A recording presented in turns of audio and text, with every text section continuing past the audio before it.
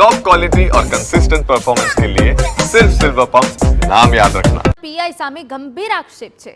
પ્રોહિબિશનના ખોટા કેસમાં પકડીને યુવાનને ઢોર માર માર્યા હોવાનો દાવો થયો। 2 દિવસ સુધી યુવકને બેલ્ટ અને લાકડી વડે માર મારવામાં આવ્યો। રત્ન કલાકાર યુવકના પરિવારજનોના પીઆઈ સામે ગંભીર આરોપો। યુવક બેભાન થઈ જતા પોલીસ વાનમાં જ હોસ્પિટલ લઈ જવાયો। પોલીસે વાંક બહાર ન આવે તે માટે પોલીસ વાનમાં જ હોસ્પિટલ ખસેડવાનો દાવો।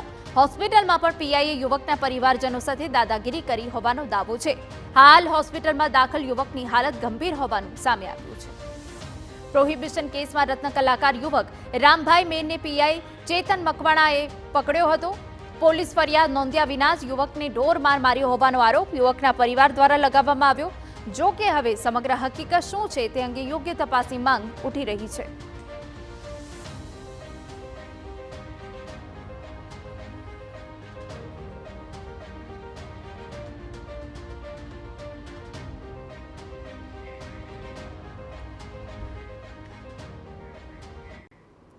સમાચાર સુરેન્દ્રનગરમાંથી કે જ્યાં ગેડિયામાં પિતા પુત્રના